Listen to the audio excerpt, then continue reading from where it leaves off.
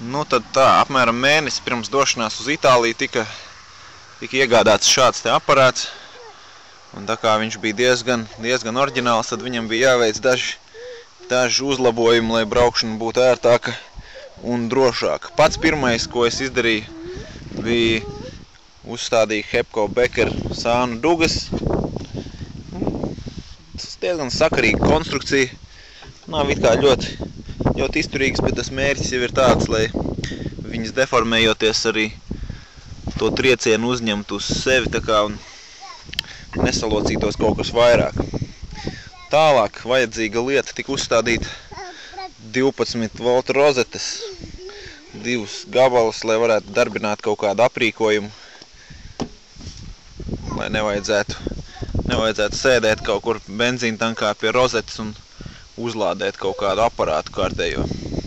Tālāk apsildāmie rokturi.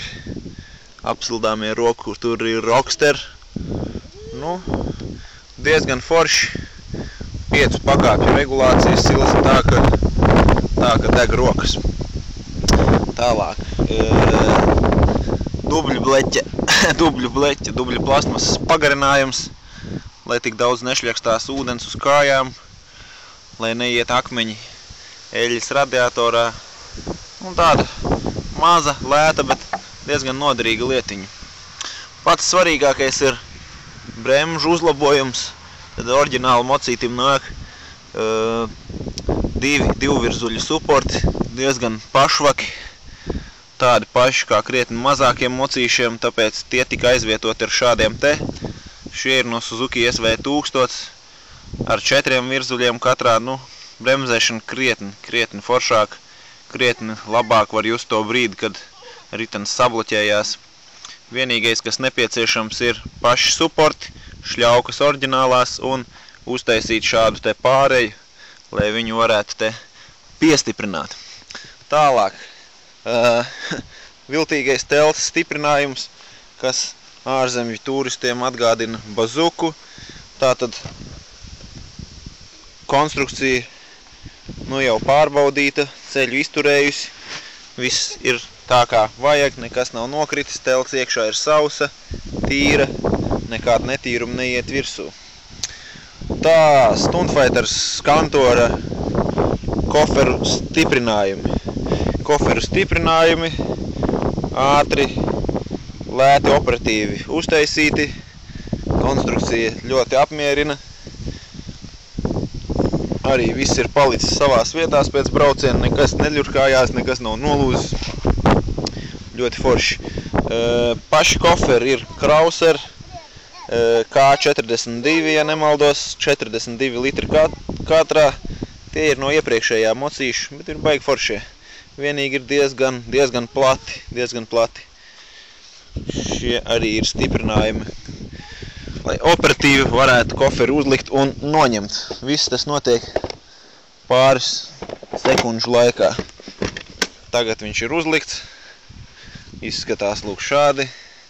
Un, ja viņu vajag noņemt, tad to principā ar vienu roku var arī izdarīt un noņemt nost. Nav nekas jāskrūvē, nekas tur jāsien un tādā garā. Aizmugurējais koferis ir Givi T33. Pietiekoši liels, lai ieliktu vienu ķiveri, vis kaut kādas citas mantas, kas nu ir tur nepieciešams. Ir papildus stop gaisma, lai kāds ar smago mašīnu neuzbrauc jums virsū, labāk redzams, augstāk pievērš uzmanību. Nu, lūk tā. Tas arī gandrīz būtu viss. Stikls ir pacelts uz visaugstāko pozīciju un uztaisīts ir stiprinājums kamerai. Pašas kameras gan vēl nav, bet nu, gan jau ar laiku. Nu tālūk. Vēl noderīga lieta, īpaši ceļojot, ir centrālais balsts. Šis ir laikam oriģinālais Suzuki, varbūt arī nav, lai saeļotu ķēdi. Ļoti parocīgi, nav 3 reizes jāpārstumda motocikls uz vienu pusi, pēc tam 3 reizes uz otru pusi, vienreiz paceļ un ķēdīti saeļo. Tāpat ļoti noderīga lieta, ja mocīti vajag nolikt kaut kur ilgākai stāvēšanai tomēr atslogo riepus, piekar, lai nav tas viss tik bēdīgi. Ja?